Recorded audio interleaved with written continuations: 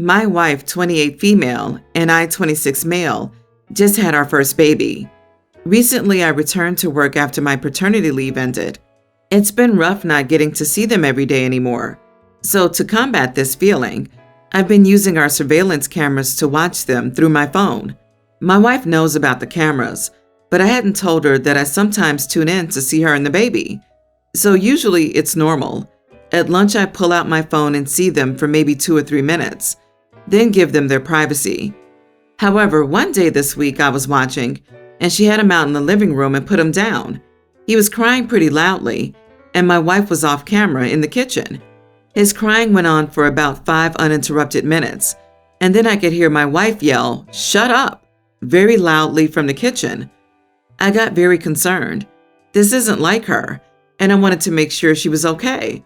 But unfortunately, my boss said I could not go home early to check on them. So I did the next best thing I could think of. I called up my mom and told her what had happened. She was as worried as I was, and I asked her to pop in and make sure everything was fine until I could get back home. So she did, and I was met with a flurry of texts from my wife. She told me that mother showed up unannounced and said that I thought she needed to be watched.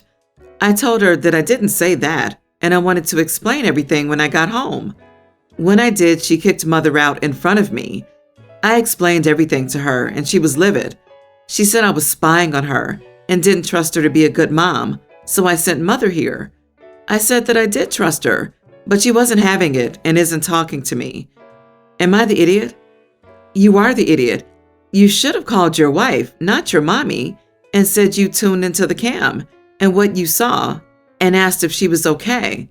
It didn't even occur to you to call her because it didn't even occur to you to support her. Also, you're worried about the well-being of your wife or child. There's no room for not allowed to leave work, so you leave and get forgiveness later. You are the idiot for spying on your wife. I'm so angry right now. Instead of calling or video chatting with your wife, you spy on her with cameras? Your mother is an idiot too. She could have just said she was out and wanted to pop in. Maybe your wife needed some alone time. She didn't have to throw you under the bus like that. Your poor wife. A lot of mamas go through this. The safest place for the baby is on the floor. Your baby was safe. I used to put mine all the time, close to a window. I could see them from outside, so I could go outside to cry. You don't know how hard it is at home all day with a crying baby. You try everything, and still they cry. Yep, OP is the classic mama's boy idiot variant. OP, the time to grow up has long passed, and stop creeping on your wife. If your wife needed a few minutes away, assuming the baby is safe on the floor or in a bassinet or whatever, screaming in another room is harmless coping behavior. That is a complete invasion of privacy. Watching someone without their knowledge is creepy. And then to involve your mother? How humiliating. Your mother has no place in your marriage, and you need to come clean about watching her on the camera. You don't trust her if you tell on her and send mommy over to watch her. You had to put your wife on blast? Stop spying on your wife. 99% of my mom's friends have said that to their crying infants in frustration. You, sir, need to check yourself. I, 42 male, advised my friend, 29 female, to open her bank account because her husband, 39, was becoming very possessive over money in the joint account when she started making a good wage. When they first married, she was a nanny without much of an income, so they agreed to have a joint account and split the bills. They used the shared account for expenses, his child support, everything. She used the joint account for going out and general expenses. She never spent much and respected that she didn't make as much. Also, it was and still is rare for her to go out without her husband. Over the years, she got a well-paid job, earning close to his income, equal or more. She deposited her paychecks into the joint account, and there were no issues for a while. She continued her frugal habits, despite making and contributing similar money. They continued going out together like they always had, perhaps splurging a little more. All the while, he began buying a lot of new things for himself, shoes, computers, and more. She spent a little updating her wardrobe because she had a new job and needed more professional clothing. He became displeased with the additional amount they were spending and took away her card to control expenses. He eventually returned it to her, but complained whenever she used it. This pattern continued for a year or two, with him spending money on nice things and getting mad at her for using the card, even when she used it when they were out together, and it could have been either of them. When I came to understand the situation, I advised her to open an account and direct deposit into it. I continued to give this advice and to offer help to make that happen for months, if not years. Finally, she did open her own account and change direct deposit into it. I was so excited and proud of her for taking control of her finances. Her husband was really angry. He threw away the debit card when it arrived in the mail and claimed he thought it was junk mail. I told him he was being unreasonable because she deserved to have control of her money. He called me a lot of names, including an idiot. He also called her a lot of names, including an idiot. To be clear, she's my friend and he is also, although it's strained. I have all along told him that it was unfair. So, am I the idiot here? Not the idiot. He threw away a debit card that wasn't canceled. Any random off the street could call the number, create a PIN, and your friend's money would be long gone. Your friend needs to take a hard look at her marriage and really think about whether it's worth saving. Her husband was fine with her making and taking pennies, but now that she's his equal and wants to be independent of that, she's the bad guy? Be there for your friend. She's gonna need you. Not the idiot. It's financial abuse and power play, and more women should be aware of it being unreasonable, unkind, and destructive. Maybe start working on convincing her to leave him because he's being abusive, and if left unchecked, it will only get worse. The advice you were giving her is smart, and she needs to stand up for herself. They clearly need counseling, and let her know she can always count on your support. But also be careful. He sounds like the type who might start isolating her from friends and family or her job. What's mine is mine and what's yours is mine is never a good working financial relationship in a marriage. I'm primarily a stay-at-home mom, but work a few hours a week from home on some freelance work. My husband works traditional 9 to 6 hours, so I'm the one home with our kids and doing most of the childcare. My brother-in-law, husband's brother, is one of those workaholic finance bro types who makes tons of money. I don't know how much, but enough to afford a 6-bedroom house in a high cost of living area, plus multiple vacation hours. Sister-in-law doesn't work and calls herself a stay-at-home mom to their kids. They do have 3 kids, same as us. But first of all, they're all elementary school age, so they're in school part of the day. And second of all, she has a 10 to 6 Monday through Friday daytime nanny, a live-in evening plus weekend nanny, and a full-time maid and cook. The nanny does all the work when she's there, and my sister-in-law will just pop up when it suits her. For example, when we carpool, I will drop the kids off, and 4 out of 5 times the nanny will be the one doing pickups. And if sister-in-law is there, she gives off this vibe like she expects praise, like one of those dads who expects his wife to fall all over herself thanking him every time he babysits or changes a diaper. The only time she really has her kids alone is weekday mornings from wake up to school drop-off, which, yeah, is a chaotic time, but you wouldn't hear me complaining if my workday went from 6:30 to 8 a.m. But she loves to talk about how stressful it was that morning.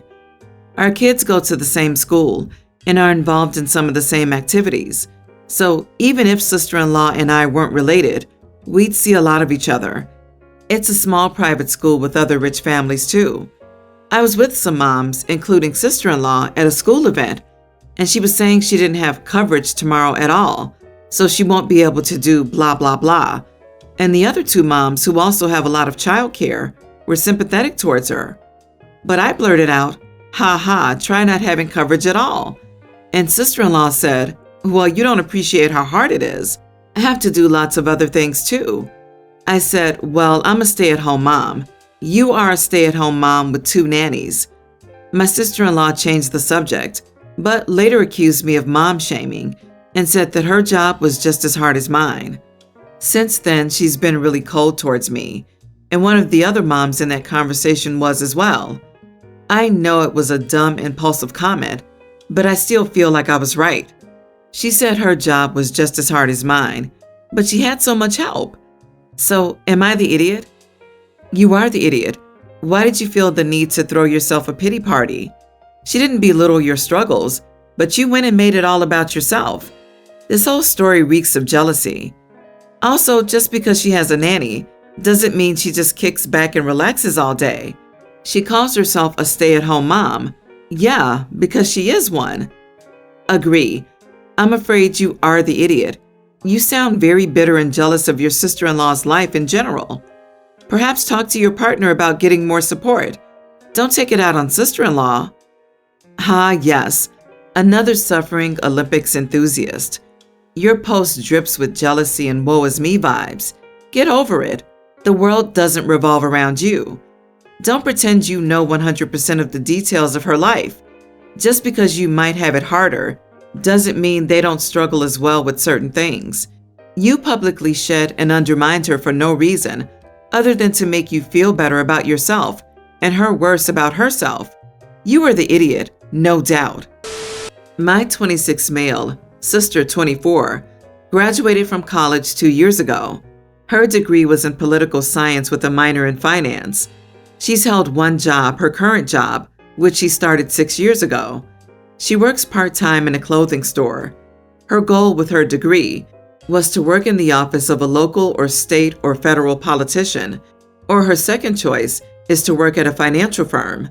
It's been 2 years since she graduated, and she has not had any luck getting a political or financial job. I know the reason why. My sister only dresses in vintage. She looks like she's from the 1950s. She calls it rockability. It fits in perfectly at the clothing store, but no political or financial office will hire someone who dresses in 1950s clothing and shoes or hair and makeup. My sister dresses like this 24/7, 365, even when she's alone or at night. She dyes her hair red and only wears heavy makeup.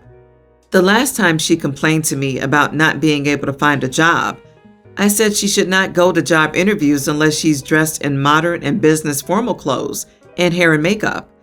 I only said something because she complained to me and would not stop. She got furious with me.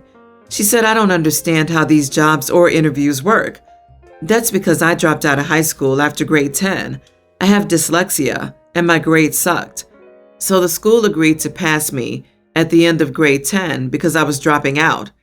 Otherwise, I would have been held back instead of going to grade 11 and sent to a remedial school because the public school could not help me. I have worked in a kitchen at a restaurant since I dropped out. I may not have gone to college, been on a job interview, or worked in an office, but even I know that dressing in rockability is not allowed in a financial or political office. They will say next as soon as she goes to an interview like that. My sister says she should not have to compromise her identity to get a job. Even I know that is BS. If she wants to dress like that on her time, it's fine, but no job she's trying for will accept it. She has the degree and the right skills, but even I know how she dresses is holding her back. Should I not have said what I said to her? Not the idiot. I love vintage, but she's going the whole hog, not just the look. And you are right. It's not going to get her past the interview. She can still add some vintage touches here and there, but full-on rockability style will stop her. Is it right? No, but it's the way it is. She has two choices: dress the way she wants and stay at the clothing store, or modify her look and see what happens. That's an option. See if she's willing to go more mainstream for an interview just to see what happens. Not the idiot. And you're correct. I'm a hiring manager. I've worked in many fields. I would not even give her a full interview because I would not take her seriously, as I would assume someone coming in dressed like that would not take the job seriously. And I know my candidate would not work well with her. And a financial firm? I don't care what state, they wouldn't touch her. She has a dramatic style that doesn't fit a conservative job. Nothing is wrong with the style, but she will not get a job in her field that way. Politics and finance are notoriously conservative industries. There's an expected presentation, and people who don't conform to that aren't getting a job. I suspect she's fully aware of this, and is using it as an excuse not to have to move forward in her life or career. So I, 22 male, took a trip with two of my friends, 21 female and 22 female, last weekend to Miami. The trip was fine and we all had a good time, but we ran into trouble on the way back home. So I don't know why I hit it, but there was something on the road. I didn't see it, and I ran over it with my driver's side tire. There was a bump, but the car still ran fine. Then, about 45 minutes out from our destination, my tire blew out. It was scary, but we got over to the shoulder, and everything was fine. I have never changed a tire before. I learned how to once when I was like a teen, but I haven't ever done it, and pretty much didn't know how besides broad instructions. It took me like an hour to get it done by myself. So when I started changing the tire, it's nearing 8, and the sun was still kinda up. My friends were no help at all. They didn't even offer to read out instructions for me, or to really do anything. Like, I at one point asked one to get my water from the cooler in the back, and she didn't want to because she was filming a TikTok for the other friend. About halfway through me changing the tire, the sun set and it was dark. My friends asked me how much longer it was going to be, and I told them that I wasn't sure. They were getting tired and wanted to go home. So another 15 minutes pass, and a car pulls up next to us. I think it's someone who's going to help. It's an Uber or Lyft or some ride service. They tell me that they got an Uber because it's dark out and they want to get home. They leave, and I'm of course angry. About 10 minutes later, I change the tire and can finally get back on the road. So I get back to my dorm at around 10 and finally can get a shower and sleep. The next morning, I wake up to a Venmo request for the money they had to pay for their 45 to an hour Uber. I called her and asked what that's about, and she said that since it's my fault that we got stranded, I should pay for at least a portion of their Uber, and that she's not even making me pay the full price, which was a lot. I tell them they're being selfish witches. I didn't take the Uber, and they were not forced to. They could have waited another few minutes for the car to be back up. What I think is even crazier about this is that neither one of them pitched in for gas. This was because I wanted to go on the trip anyway, so it's not like they'd be paying for me to take them there since I'm going anyways. I talked to my other friends about this, and they agreed that I should pay for some of their ride, as I was driving and got the tire popped, and that if I got the tire changed faster, they wouldn't have had to take the Uber. Am I the idiot? Not the idiot. I got to filming a TikTok, and I already made my judgment. They left you stranded on the side of a road without so much as even holding a flashlight for you. To me, that would count them as endangering my life. If they don't care about my life, I wouldn't give a single care about their Uber bill. They'd be my ex-friends for the way they behaved. Maybe their TikTok will go viral, and they can pay for their Uber bill with all their influencer money. Get new friends. I wouldn't pay a penny to those idiots. You drove them to Miami? They didn't help with gas? You got a flat tire. They didn't help you. They left you stranded to fix it yourself. They want money for leaving you, not your friends. Frankly, any of your friends who believe you should pay towards that Uber need a serious reality check and start evaluating how entitled your circle is. Flat tires happen, and it's no one's fault. Venmo request them for your car ride.